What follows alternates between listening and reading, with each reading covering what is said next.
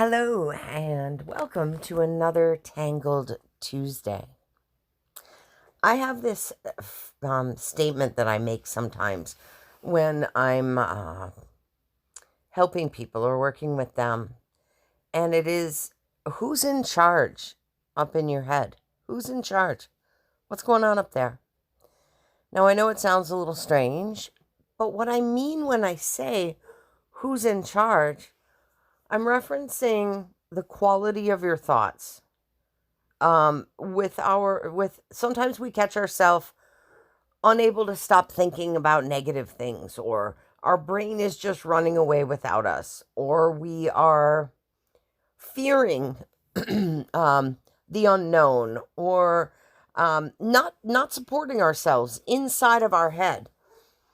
And I feel as though it's really important when you're aware of the quality of your thoughts, when you're able to say, I do this thing all the time, or I catch myself and my brain's doing this thing over and over again. I feel like that's really important to celebrate, that you're aware of some patterns that you don't like or that you want to change. Because the key to change at first is to be aware of what we want to change. So celebrate that you're aware that your thoughts are non-supportive, or that you're being overly critical in your head, or that you're being worrisome. Celebrate the fact that you're aware of that. You're not just feeling that, you're aware that you're thinking that way. Because that awareness is where the power lies. So starting from that point, to be able to approach yourself to say, okay, I'm aware of these thought patterns that I'm repetitively doing. And now I'm going to start to practice new patterns. I'm going to use that awareness to become empowerment, to become a vehicle of change inside my own processes. So instead of just feeling like you're being dragged down the road behind life's cart, I want you to get up onto the cart, grab the reins, and start to be the driver.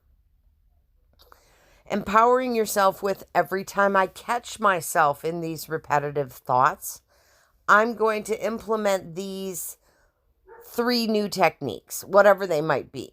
If I catch myself thinking, oh, what terrible thing is going to happen today, just as an example, I'm going to be aware that I've thought that way. I'm not going to be critical of myself for having had thought that way. I'm going to say, oh, interesting. There's that low vibrational pattern that I want to change. So every time I catch myself, oh, what today is going to go wrong, I can say, there I am doing that thing. So instead of that, what I'm going to do is I'm going to stop and say, what exciting new adventure is today going to bring? Or what wonderful thing am I going to learn today? Or I'm looking forward to learning how to support myself today and turn my perspective around, if nothing else, even if today's a tough day, even if I have to struggle a little bit today, I'm going to start to exercise more control over how I perceive it, how I dialogue about it inside my own head.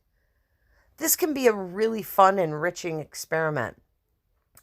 It can be life-changing in that the more we start to be the observer of ourselves unconditionally, loving ourselves, and finding patterns that we want to change, instead of being irritated by them or plagued by them, to consider them challenges and interesting, new exercises to work on, new projects in front of you that you're going to be proud of, even if only just to think about, or to dialogue about, or to journal about, while practicing new patterns of thought that are loving and self-supporting.